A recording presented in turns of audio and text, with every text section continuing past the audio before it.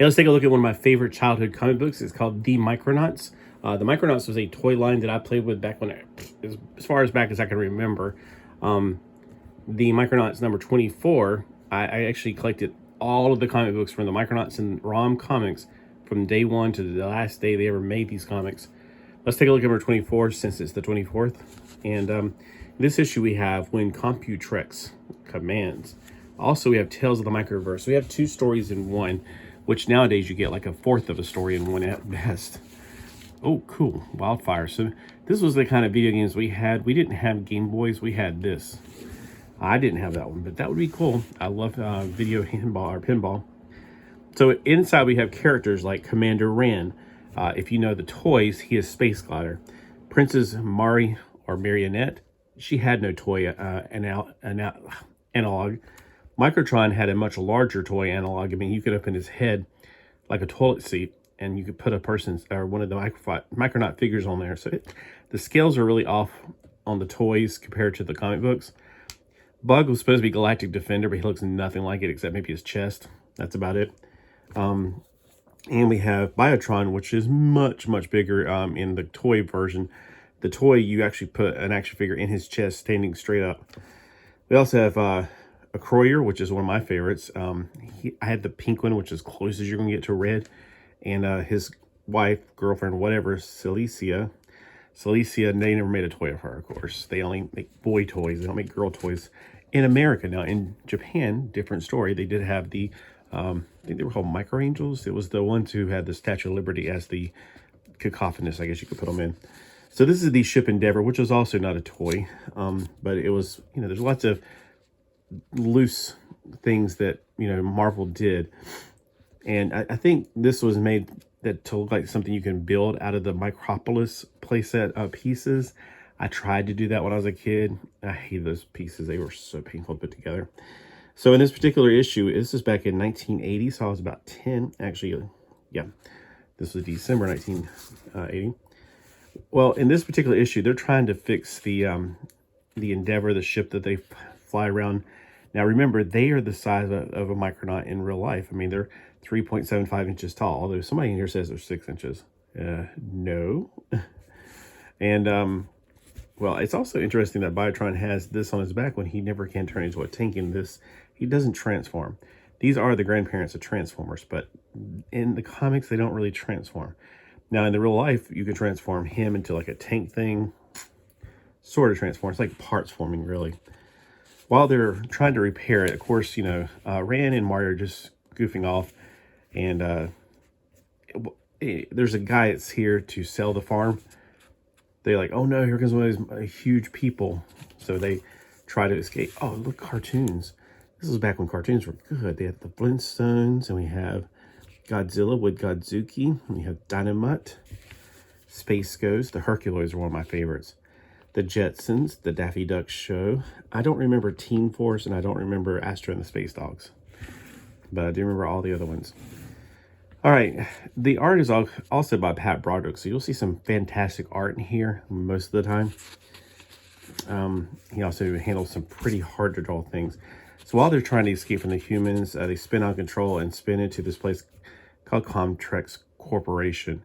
And it's funny how they say, can you read the hieroglyphics? And Biotron, of course, is a robot. He's translating what it says. And so while they're spinning out of control, they're trying to find a place to land to get the gyromite back in control. But they notice there's a lot of dead giants on the ground, which giants are us because we're giant. We're 18 times the size of these guys. And during that time, the computer is talking, but they're like, is he talking to us? No, he's actually talking to the computer on the spaceship. The spaceship sides with Comtrex or Computrex or whatever and decides that, well, I don't need these fleshlings. And basically, they had to get out of their own ship and then shut this thing down. I thought this was really interesting that the ship, or not the ship, the Computrex uses reel-to-reel tapes to try to catch Bug. How do you control tape? Only in a comic book. And while they're doing this, the floor sweeping thing, like, all right, so the floor sweeping thing is coming after a Croyer. So they're having to fight off machines all over the place. It's like Ghost in the Machine. Oh, look, Richie Rich. That was a good cartoon. He didn't dress like he did in the comic books. He dressed a little bit more, well, I don't know, maybe in the very first ones he dressed like that, but he dressed more modern later. We got the Super Friends, and we got, I remember Fonzie in Space. I remember that cartoon. Scooby and Scrappy Doo, Dingbat and Heathcliff. Heathcliff was my favorite. Before Garfield was existing, Heathcliff already was. So he came first. Plastic Man. Evidently there was a Plastic Baby. I can't really remember that. And there's the Dundar the Barbarian. Very good cartoon. All right. So I always thought this looked like he was at a disco. Like he was drunk or something. Basically, Artemis Rand has a combined link with the Biotron. Weirdly enough, because it's a robot. He's trying to get to him to release them, because he's trying to take over Biotron since he's a machine. So it's kind of like the Terminator kind of concept, where the machines will rise against the organics. In this situation, obviously not humans. Bug's not a human, he's like a Kalakian or something, and a Croyer isn't a Croyer, I guess. And while he's trying to fight back, he's having he has a flashback to his youth, and when he was 1,000 years ago. Just a lot of things going in the flashback, given a lot of backstory that we didn't know about before. Like he was under Professor Karza, which is Baron Karza in the future. His parents, Dallin and Sispus, are still alive, and he's just flipping out about all of this. And basically the machine's trying to give him hallucinations to make him give up. And he doesn't give up. He starts fighting. And when he's fighting against Baron Karza, this is where his girlfriend, Marionette, decides she's going to go off and save him. What he doesn't realize is that he's fighting Marionette. And I was like, this is traumatic right here. I remember this very, very strongly in my childhood, because I was like, oh my gosh, he's hitting a woman. That's just wrong. Especially somebody he loves. So he's so outraged that he just basically suicide jumps right into the machine and destroys it.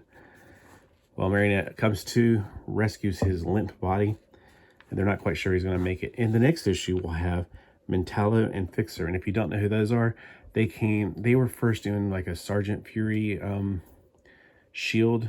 They were one of those villains, I think. At least that's the earliest I can remember seeing them. And then we got the map to the homeworld. I can make a whole video about this alone, because there's some fascinating things. See, the homeworld is it's like planets, sort of, but they're connected by bridges, I guess. I don't know how the gravitational forces work for this. We're talking about not physics. I mean, really just not physics. But there's different planetoids, like the Dead Zone, Primal Zone, which is like Savage Land. First Zone, which is like where all the royalty is. Farm Zone, where the robots, raise corn, I guess.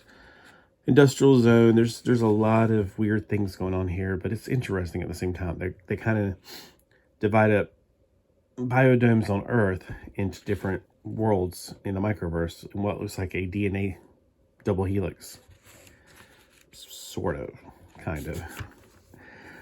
Yeah, it's interesting. It's very different. And oh, look. Electronic marbles. Oh, neat. Oh, great Whoppers. I used to like Whoppers a little bit. Then we got Tales from the Microverse. Now, I like this story a lot. It tells about the first time, or yeah, I could tell it's the first time that Fearoid and Slug got together. Fearoid is one of my favorite action figures from, I could have brought one here, I didn't think about it. He came with the Time Chamber. These are Centauruses. I didn't know they existed. I never saw the toy until I went to the flea market shortly after this, and I found one that was fairly cheap and fairly broken, but I didn't care. It was like something new to me. So Slug is this female right here. She's being held by Shaitan, which is, or I'd like to pronounce it like Shaitan, like Satan, with an H. Even as a kid, I kind of realized that he was like the evil, twisted brother, like Lucifer, kind of, sort of, in some mythologies. And Shaitan, I don't know what he's going to do to her, basically, but he's not going to let his prize go until Fearoid comes in, and she's got a strong spirit. I like this part. Well, not this part. It's a close-up of his face talking about him liking this woman. He's fighting Shaitan to free her, and she's fighting just to free herself from anybody. She doesn't want to become a slave. She's a very high-strung spirit. I like this part. By the shifting sands, I like this girl. So, this is where love blossoms. This is also cool. These giant sarcophaguses, they're actually asking about these. And, when I was a kid, we had these toys, and I pretend like once Fearoid went in, it was like the TARDIS, which I barely knew what the TARDIS was back then. but basically it could take him through time and space to wherever he needed to go. Well, actually, these are the remains of the giants that came to the microverse long ago. So I guess we're talking about 18 times bigger people. I don't know. They don't look that big compared to them, but maybe. So it's a little bit of a different take. And then he's taken her to her freedom in an underground place called Egypta. It's an underground Egyptian society built below the sands because the sands are scorching and hot. And underneath the ground, you can have a nice respite from the heat and also, I guess, grow moss to eat. I don't know. But, you never think about those kind of things. I guess maybe they get their cowboy boots. Heck yeah, I had some cowboy boots. And they ain't cowboy boots unless they got toes that you can squish a cockroach in a corner with. Those are, otherwise you got something called Western wear. And then we have, we challenge you, Lego. Now, I always wanted these when I was a kid, but we start off with brick blocks, so I wasn't allowed to have Lego until I spent my own money on it whenever they got the space sets. These were rather expensive. All right, so I enjoy the ads. I wish they would still put ads in comics, but then again, I don't know if I can get into the newer stuff. I've gotten a few new comics. They're okay, but there's nothing that's going to beat this. You can't go wrong reading Micronauts. So if you don't live anywhere near me, then I advise you to go find as many of these Micronaut comics, read them, and find out what real comic books are like, not this modern stuff. Well, anyway, y'all, thank you for watching, and let me know what you think about this. And if you've read these, and maybe you're my age and you also grew up with these, did you always have arguments with your friends at lunch about how to pronounce things like acroyer? I was on the wrong side of that. I kept on arguing, no, it's acro-year. It's acro. See, like acrobat. So it's acro-year. And I was putting the wrong, I guess, accent on the wrong place because it was acroyer, not acro-year. I was just really determined to say it was acro-year. But how did you pronounce it? Is it acroyer or acro-year? I'll be the first to admit I was wrong. And see, there's Satan in his armor without his albino face.